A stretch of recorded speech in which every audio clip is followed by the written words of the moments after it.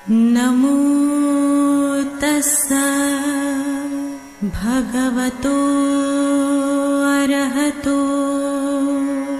नमो बुद्धाय। मैं डॉक्टर सीमा शर्मा आप सभी का हार्दिक स्वागत करती हूँ हमारे इस विशेष कार्यक्रम धम्मदीप में, जिसमें हम प्रतिदिन चर्चा कर रहे हैं पाली सूत्रों पर आधारित तथागत बुद्ध के जीवन चरित्र पर।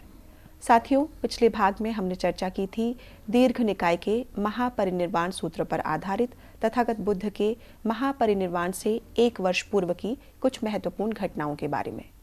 अब तक हमने चर्चा की तथागत बुद्ध राजगृह से होते हुए अम्बलठिक से नालंदा, नालंदा से पाटिली गांव और पाटिली गांव से कोटी गांव जाते हैं और वहां से वे नादिका होते हुए वैशाली, वैशाली से बेलूव गांव पहुंचते हैं, जहां पर तथागत बुद्ध अपना अंतिम वर्षावास बिताते हैं, जिसके बाद उन्हें एक जानलेवा बीमारी हो जाती है।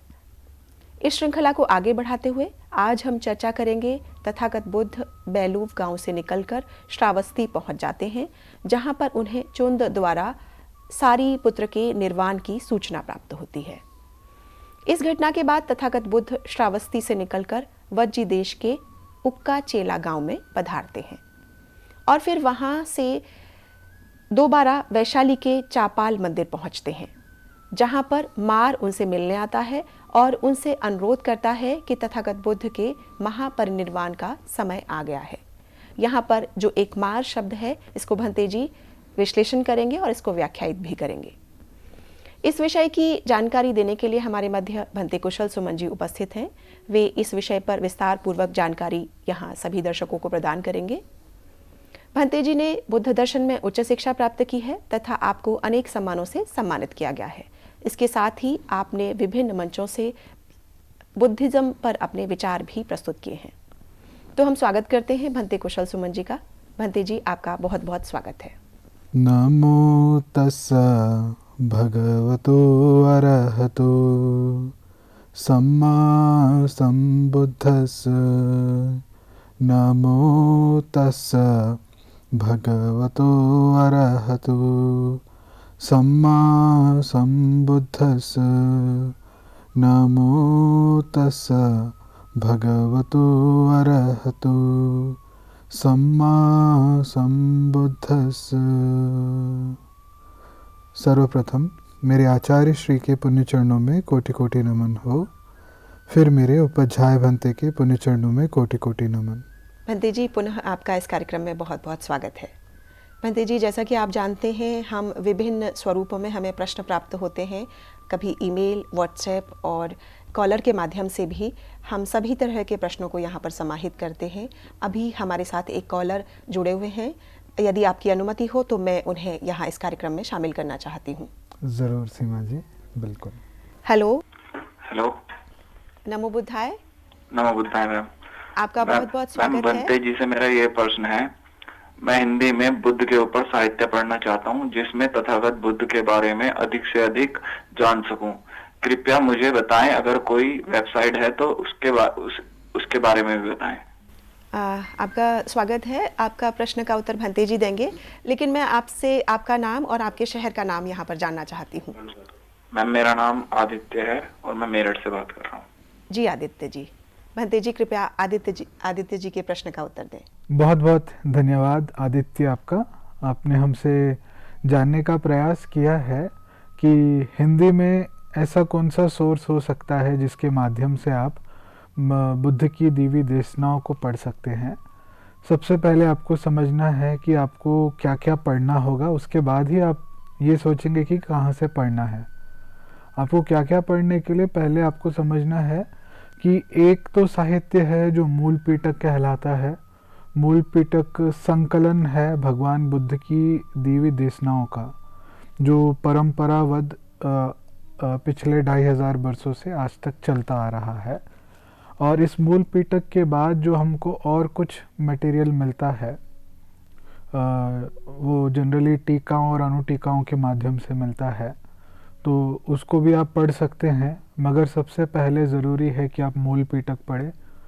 मूल पिटक में आपको मोटा मोटा 3 भाग हैं जो ऊपर ऊपर से समझने हैं। एक कहलाता है विनय पिटक, एक कहलाता है सुत्त पिटक और तीसरा कहलाता है अभिधम पिटक। विनय पिटक में खास करके भिक्षुओं के भिक्षुनियों के लिए भगवान बुद्ध द्वारा दिए गए नियमों का, आचरणों का व्याख्यान मिलेगा आपको। और सुत्त पिटक में भगवान बुद्ध द्वारा दी गई देशनाओं का संकलन है। ये सुत्त पिटक अपने आप में मोटा मोटा फिर 5 अलग अलग भागों में बांटा गया है। एक का नाम है दीघ निकाय, दूसरे का नाम है मध्यम निकाय, तीसरे का नाम है संयुक्त निकाय, चौथे का नाम है अंगुत्तर निकाय और 5वें का नाम है खुद्दक निकाय। और खुद्दक निकाय में फिर 15 या 18 और अलग अलग ग्रंथें मिलेंगी आपको पढ़ने के लिए। तो ये हुआ सुत्त पिटक। और अभिधम पिटक में आपको भगवान बुद्ध की दी हुई देशनाओं का सार रूप में जानने मिलता है। तो एक गृहस्थ होने के नाते एक शुरुआत में जो जिसको पढ़ना है वे सुत्त पिटक से शुरुआत कर सकता है। सुत्त पिटक में कोई भी बुद्ध की आप कोई भी सुत्त को उठाएं, चाहे वो 2 लाइन की गाथा ही क्यों ना हो, या नहीं तो 20, 30, 40, 50 पेजेस का भी कोई सूत्र क्यों ना हो, आप पढ़ेंगे तो आपको इन सभी सूत्रों में बस एक ही सार मिलेगा, शील समाधि प्रज्ञा। जितना बड़ा सूत्र पढ़ेंगे उतनी गहराई से उसमें भगवान बुद्ध ने अपनी देशना दी होगी। अब आ जाते हैं आपको ये कहाँ से पढ़ना है। तो अगर आपको हिंदी में पढ़ना है तो हिंदी में पढ़ने के लिए आपको द्वारिकादास शास्त्री द्वारा अनुवाद किया हुआ आप पढ़ सकते हैं। द्वारिकादास शास्त्री ने बहुत अच्छे से हिंदी में अनुवाद किया है इस सूत्र पिटक का और कुछ और अन्य ग्रंथों का भी। तो आप मार्केट से इसका खरीद कर पढ़ सकते हैं। आमतौर पे ऑनलाइन के माध्यम से आपको हिंदी में ज़्यादा सोर्सेस नहीं मिलता है पढ़ने के लिए, मगर वो दर्शक जो अंग्रेज़ी में पढ़ना पसंद करते हैं उनको अंग्रेज़ी में पढ़ने के लिए एक तो वेबसाइट है जिसका नाम है सुत्ता सेंट्रल। सुत्ता सेंट्रल के माध्यम से आप ऑनलाइन पढ़ सकते हैं। सुत्ता सेंट्रल के अलावा भी भिक्खु बोधि ने सुत्त पिटक की कई सारी ग्रंथों का उन्होंने ट्रांसलेशन किया है, अनुवाद किया है। तो आशा करता हूँ हमारे दर्शकों के लिए इतनी जानकारी पर्याप्त है। आपका भला हो, आपका मंगल हो। नमो बुद्धाय। महंत जी, आपका बहुत बहुत धन्यवाद इस महत्वपूर्ण जानकारी हेतु। आदित्य जी, आपका धन्यवाद। मुझे लगता है आपको आपके प्रश्न का उत्तर मिल गया होगा। मेरा आप सभी दर्शकों से अनुरोध है, यदि आपके मन में किसी तरह के कोई प्रश्न हो, कोई जिज्ञासाएं हों, कोई सुझाव हों जो आप हमें देना चाहते हैं तो हमें अवश्य भेजें। इसके लिए हम कार्यक्रम के अंत में अपनी ईमेल आईडी और व्हाट्सएप नंबर दोनों आपके साथ साझा करते हैं। आप हमसे निरंतर जुड़े रहें और इस कार्यक्रम के माध्यम से हमारा मार्गदर्शन करते रहें। महंत जी, एक और प्रश्न है जिसे मैं आपसे यहाँ जानना चाहती हूँ। यह प्रश्न हमें दर्शकों ने व्हाट्सएप के माध्यम से भी भेजा है। वे जानना चाहते हैं, बेलूफ गांव में जानलेवा बीमारी से उबरने के बाद तथागत बुद्ध आनंद को क्या आदेश देते हैं। एक बार पुनः इस पर संक्षिप्त जानकारी हमारे दर्शकों के साथ साझा करें। बहुत बहुत धन्यवाद आपका सीमा जी। हमारे एक दर्शक जानना चाहते हैं, बेलू गांव में जब तथागत बुद्ध एक जानलेवा बीमारी से उभरते हैं उसके बाद वे आनंद को क्या आदेश देते हैं। ये कहानी इस प्रकार है। जब तथागत बुद्ध वैशाली से बेलू गांव की ओर आए, बेलू गांव आने के बाद 4 महीने का जो वर्षा ऋतु होता है, वे तथागत बुद्ध ने अपना वर्षा ऋतु बेलू गांव में ही बिताया। इस 4 महीने के वर्षा ऋतु के दौरान उन्हें एक जानलेवा बीमारी हो जाती है और तथागत बुद्ध किसी रूप से इस बीमारी को सहन करते हैं और उससे उभर के निकल आते हैं। जब वे अब स्वस्थ हो जाते हैं तो एक समय आके खुले में बैठते हैं और उनके पास आनंद आते हैं। आनंद आके तथागत बुद्ध से कहते हैं, तथागत, मैंने आपको कभी इस प्रकार से अस्वस्थ नहीं देखा, कभी इतना बीमार नहीं देखा। जब आप इतने बीमार थे तो मुझे कुछ नहीं सूझता था, मेरी मति काम नहीं करती थी, मानो जैसे मेरा सारा शरीर सुन्न पड़ गया हो। और इसके बावजूद मैं खुद को दिलासा दिया करता था कि तथागत बुद्ध, अपना एक प्रतिनिधि चुने बिना भिक्षु संघ से महापरिनिर्वाण नहीं लेंगे। अब जब आनंद ने ये बात कही तथागत बुद्ध से, तो तथागत आनंद से कहते हैं, आनंद, भिक्षु संघ मुझसे और क्या उम्मीद करता है? जो मेरे द्वारा निर्वाण के मार्ग को खोज किया गया, वो मैंने आप सबके साथ स्पष्ट रूप से अनेकों देशनाओं के माध्यम से बांटा है। इसमें कुछ गुप्त नहीं छोड़ा, सार्वजनिक है। इसके बावजूद कोई ऐसी अपेक्षा करे कि तथागत अपने एक प्रतिनिधि को चुनेंगे जो भिक्षु संघ का संचालन करेगा, तो ये बात ठीक नहीं। और फिर आगे कहते हैं, अब मैं 80 बरस का हो चुका हूँ, कभी ना कभी महापरिनिर्वाण तो लेना ही है, क्योंकि शरीर भी मेरा अब इतना कमज़ोर हो गया है, बिना सहारे के चलना मुश्किल होता है। तो क्यों ना तुम सभी भिक्षु स्वयं को ही स्वयं का दीप बनाओ, स्वयं को स्वयं का द्वीप बनाओ और मेरे द्वारा सिखलाई गई धम्म को उसकी बस शरण लो। इस प्रकार करने से कभी न कभी समय आने पे आप सभी धीरे धीरे करके अरहंत बनेंगे। तो तथागत बुद्ध ने यही आदेश दिया आनंद को और कहा कि मेरे बाद भी मेरे द्वारा सिखलाया गया जो धम्म है वही आप लोगों का मार्गदर्शन करेगा।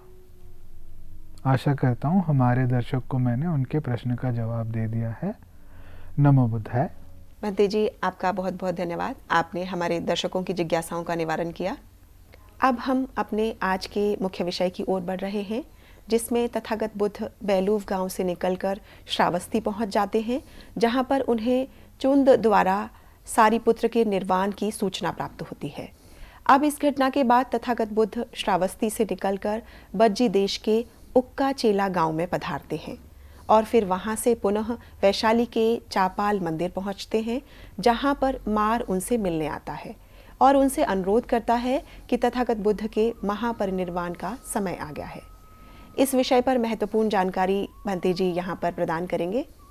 बहुत बहुत धन्यवाद आपका सीमा जी।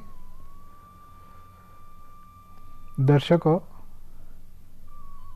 आप सभी को ज्ञात है हम अभी तथागत बुद्ध के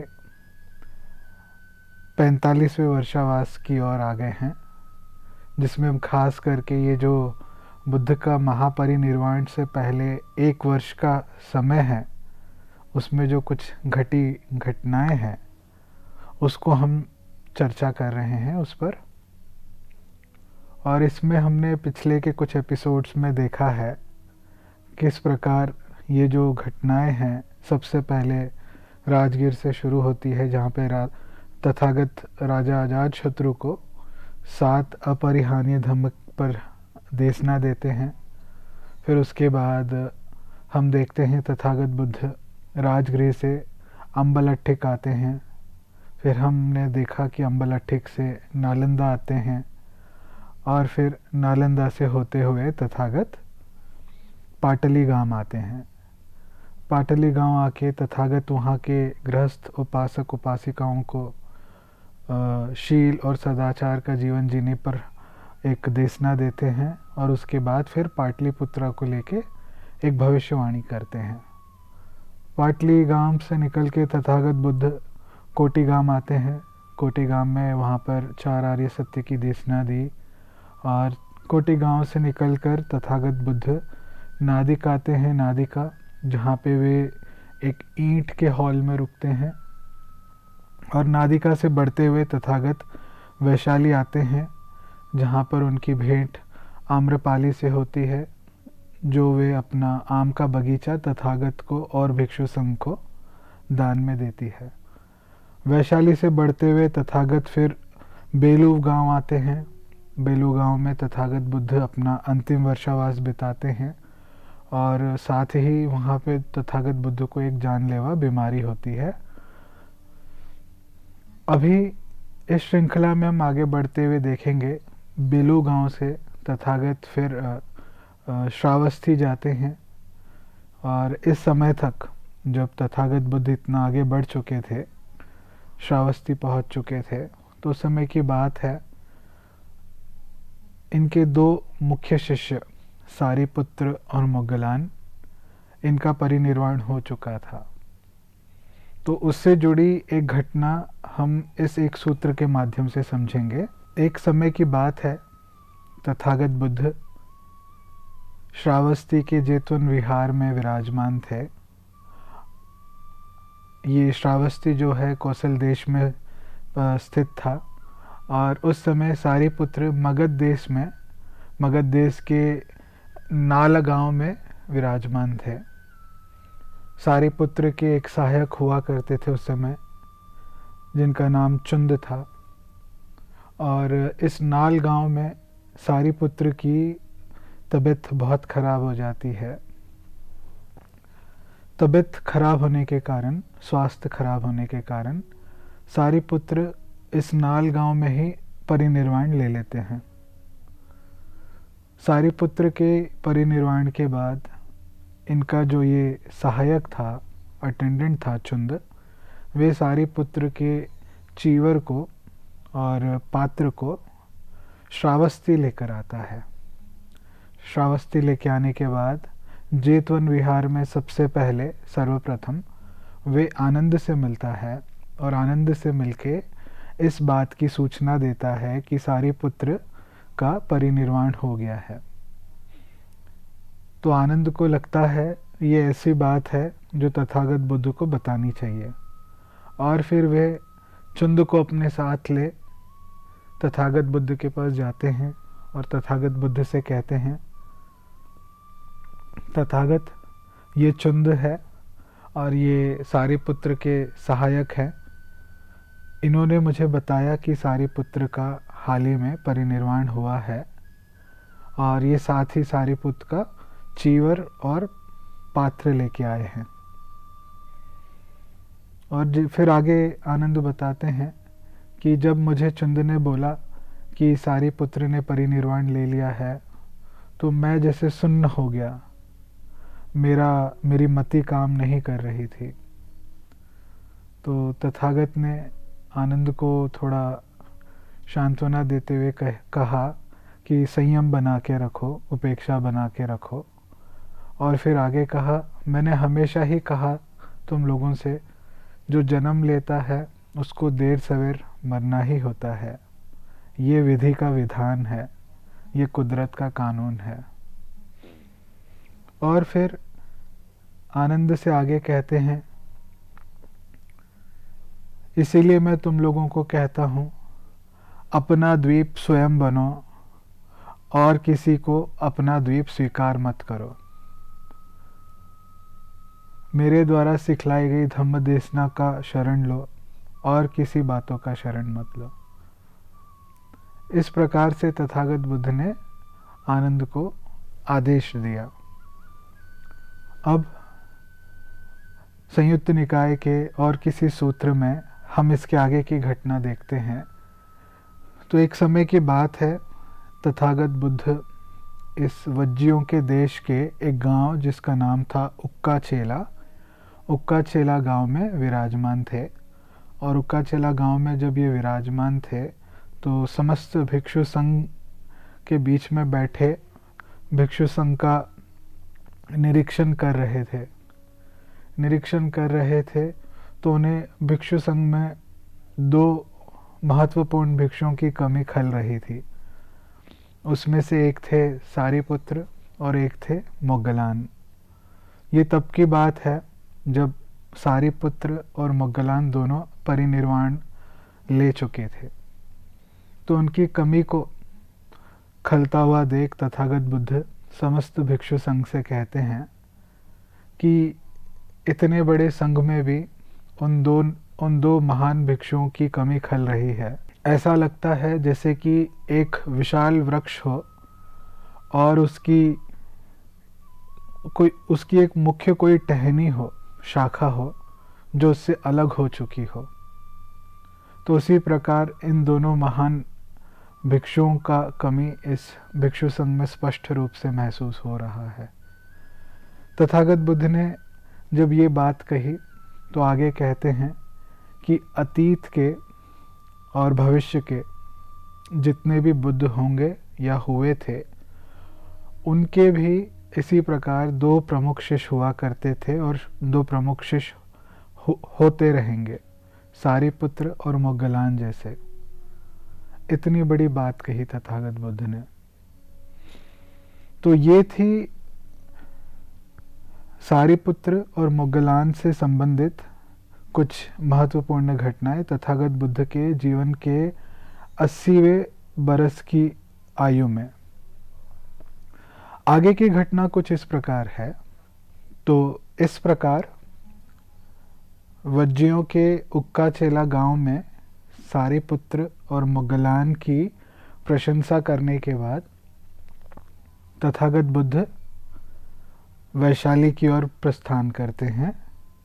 वैशाली पहुंचकर एक दिन जब सवेरे भिक्षाटन के लिए तथागत बुद्ध वैशाली गए और भिक्षाटन से लौटने के बाद अपना भोजन करने के बाद आकर आनंद से कहते हैं, आनंद अपना आसन ले लो, हम आज चापाल मंदिर की ओर जाते हैं और सारा दिन वहीं पे ध्यान में बिताएंगे।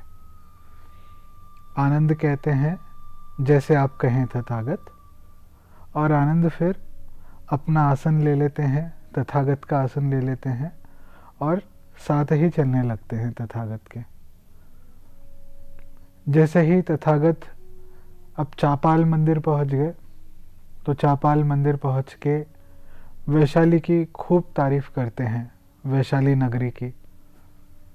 कहते हैं इस वैशाली में नाना प्रकार के प्रसिद्ध मंदिर हैं। अब उसके नाम भी गिनाते हैं। उन प्रसिद्ध मंदिरों में से एक मंदिर था उदेन मंदिर। उदेन मंदिर के अलावा गिनाते हैं गौतमक मंदिर और सत्तम्बक मंदिर, बहुपुत्र मंदिर, सारनददा मंदिर और फिर आखिरी में चापाल मंदिर की प्रशंसा करते हैं। आनंद से इस प्रकार इन 5 या 6 मंदिरों की प्रशंसा करने के बाद तथागत आनंद से कहते हैं, आनंद, एक तथागत में, एक बुद्ध में इतनी दिव्य शक्तियाँ होती हैं, वे अगर चाहे तो अपनी दिव्य शक्तियों के आधार पे, रिद्धि सिद्धि के बल पे सारा का सारा युग तक जीवित रह सकता है। कोई भी तथागत हो, कोई बुद्ध हो। आनंद को इतना स्पष्ट इंडिकेशन दिया, इतना स्पष्ट हिंट दिया तथागत ने। और यहाँ पे आनंद को निवेदन करना चाहिए था तथागत से कि तथागत समस्त लोक के कल्याण के लिए करुणा और अनुकंपा हेतु आप अपने रिद्धि सिद्धि के बल पे अपनी आयु को बढ़ा लें, समस्त युग तक जिंदा रहें। ऐसी विनती आनंद ने नहीं की, तथागत बुद्ध ने स्पष्ट इंडिकेशन दिया। इसके बाद तथागत दोबारा रिपीट करते हैं, आनंद से कहते हैं कि आनंद, एक तथागत में, एक बुद्ध में इतनी रिद्धि शक्ति होती है, इतना बल होता है, वे चाहे तो अपनी शक्तियों के माध्यम से एक युग पूरा जिंदा रह सकता है। दोबारा भी जब तथागत ने ये कहा आनंद से, आनंद ने ये इंडिकेशन को, ये हिंट को पकड़ा नहीं और तीसरी बार भी तथागत रिपीट करते हैं। ये बहुत आश्चर्य बात है। तथागत किसी चीज़ को लेके 3 बार तक कहें, ये बहुत आश्चर्य बात है। तो जब आनंद तीसरी बार भी इस इंडिकेशन को नहीं समझते तो तथागत आनंद को कहते हैं, आनंद, यहाँ से कुछ देर के लिए चले जाओ। आनंद ने तथागत बुद्ध के आदेश का पालन करते हुए वहाँ से उठकर कुछ ही दूर पर एक पेड़ के नीचे जाके बैठ जाते हैं। अब जब बैठ जाते हैं तो सही समय देखकर मार उनके सामने आ जाता है, तथागत के सामने। तो दर्शकों को बताना चाहूँगा मार कौन था और ये इस समय क्यों आता है। मार बुद्ध के अनुसार और इन पाली सूत्रों के आधार पे मार एक अदृश्य प्राणी है जिसको ये बात नहीं पसंद आती, उसे खुशी नहीं होती कि कोई व्यक्ति अध्यात्म के मार्ग पर तरक्की करे। उसे सिर्फ इसी बात से खुशी मिलती है कि लोग हमेशा दुखी रहें और बार बार इस भव चक्र में जन्म लेते रहें। और वह इस समय क्यों आता है? वह इस समय इसीलिए आता है क्योंकि आप लोगों को मैंने पिछले एपिसोड में बताया था, जब तथागत बुद्ध बेलू गांव में थे और वहाँ पर एक जानलेवा बीमारी से उभरने के दौरान तथागत बुद्ध ने अपनी विल पावर के आधार पे अपने स्वास्थ्य को ठीक किया था, इच्छा शक्ति के आधार पे। तो उसके बाद अब मार को ये मौका मिला तथागत बुद्ध के समक्ष आने का। तो इस समय तथागत बुद्ध के सामने मार आता है और कहता है, तथागत आपने पहले के समय, मतलब मार पहले भी तथागत से मिल चुका था और ये अनुरोध किया करता था तथागत से हमेशा कि तथागत परिनिर्वाण ले ले।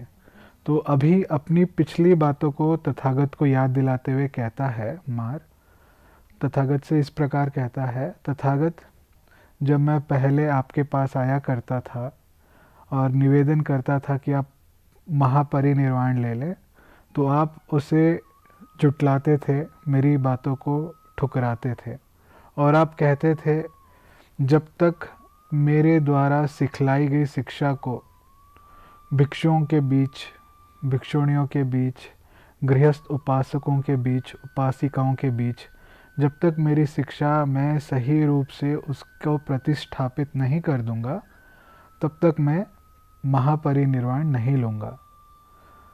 और तथागत से फिर कहता है कि अभी आपका भिक्षु संघ भी है, भिक्षुणी संघ भी है, आपके गृहस्थ उपासक और उपासिकाएं भी हैं और ये सब आपकी सिखलाई हुई शिक्षा में खूब से परिपक्व हैं, प्रतिष्ठापित हैं। तो अब ये समय आ गया है आपका महापरिनिर्वाण लेने का। तो तथागत मार को प्रत्युत्तर देते हुए कहते हैं, मार तुम चिंता मत करो, अब ज़्यादा समय नहीं रह गया। आज से 3 महीने बाद तथागत महापरिनिर्वाण लेंगे और जगह का नाम बताते हैं, कुशीनगर में महापरिनिर्वाण लेंगे। तो तथागत ने जब ये बात कही तो उस समय तथागत ने जो अपनी इच्छा शक्ति के आधार पे अपने प्राणों को अभी तक चला रहे थे, अब वे इच्छा शक्ति को त्याग देते हैं और कहते हैं कि यहाँ से 3 महीने बाद मेरा महापरिनिर्वाण होगा। जैसे ही मार ये बात सुनता है, बड़ा खुश होता है, तथागत को नमन करके वहाँ से गायब हो जाता है। अब जैसे ही ये वारदात होती है, धरती तेज़ी से हिलने लगती है, भूकंप आता है। भूकंप आता है तो बगल में ही कुछ दूरी पे जो आनंद बैठे थे पेड़ के नीचे, वे तथागत के पास आते हैं और आके पूछते हैं, तथागत अभी एक भूकंप आया था, धरती हिली थी, ऐसा क्या कारण हो सकता है जो धरती हिली, भूकंप आया?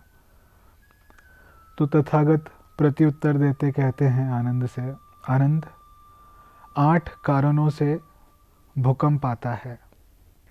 तो 8 कारण बतलाते हुए इस प्रकार कहते हैं तथागत।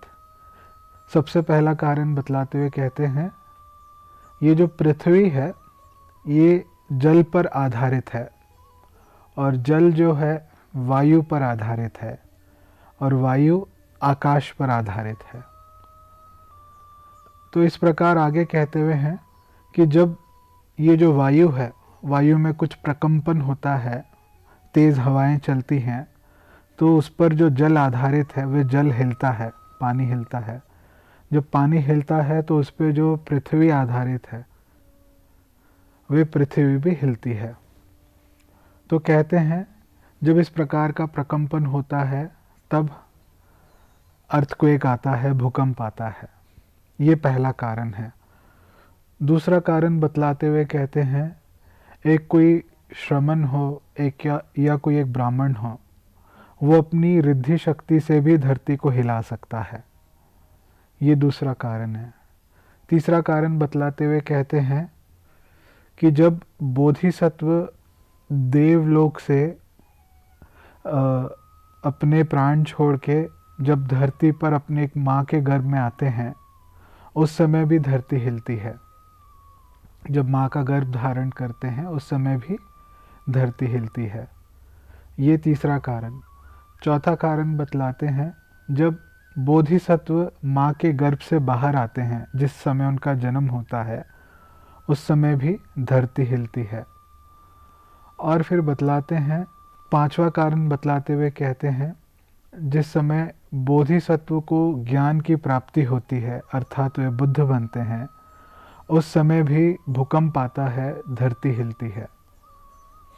और छठवां कारण बतलाते हैं, जब बुद्ध प्रथम बार अपना धम्म देशना देते हैं, अर्थात धम्म की प्रवर्तना करते हैं, धर्म के चक्र की प्रवर्तना करते हैं, तभी भी भूकंप आता है और धरती तेज़ी से हिलती है। और छठवां कारण ये जो हो गया, इसके बाद सातवां कारण बतलाते हुए कहते हैं, जब एक बुद्ध अपनी इच्छा शक्ति से अपने प्राणों को त्यागने का निर्णय ले ले, उस समय भी भूकंप आता है, धरती हिलती है। और फिर अंतिम कारण बताते हैं कि जिस समय एक बुद्ध महापरिनिर्वाण ले लेते हैं, उस समय भी भूकंप आता है, धरती हिलती है। तो ये 8 कारण बतलाने के बाद इसके आगे की घटना हम कल के एपिसोड में चर्चा करेंगे। आप सभी का भला हो, मंगल हो। नमो बुद्धाय। भवतु सब मंगलम, भवतु सब मंगलम, भवतु सब मंगलम। सबका भला हो, सबका मंगल हो, सबका कल्याण हो। सुखी हो, सुखी हो, सुखी हो। भंते जी, आपका बहुत बहुत धन्यवाद। आपने हमारे दर्शकों के साथ बहुत ही महत्वपूर्ण जानकारियां साझा की और उनका ज्ञानवर्धन किया। प्रिय दर्शकों, आज के इस विशेष कार्यक्रम में इतना ही। अब समय हो चुका है आज के कार्यक्रम को यहीं विश्राम देने का, लेकिन उससे पूर्व आपको अवश्य बताना चाहते हैं, आपके मन में कोई प्रश्न हो, कोई जिज्ञासाएं हो, कोई सुझाव हो, तो आप हमें हमारे व्हाट्सएप नंबर पर भेज सकते हैं। हमारा व्हाट्सएप नंबर है 96390109। आप हमें ईमेल भी कर सकते हैं। हमारी ईमेल आईडी है subharatibuddha@gmail.com। तो आशा करते हैं आप अपने जिज्ञासाओं को दबाएंगे नहीं और अपने सुझावों के माध्यम से हमारा मार्गदर्शन भी करते रहेंगे। तब तक मैं डॉक्टर सीमा शर्मा भंते कुशल सुमन जी के साथ विदा लेती हूँ। कल इसी समय पुनः आपके सामने उपस्थित होंगे। नमो बुद्धाय। नमो तस्सा भगवतो अरहतो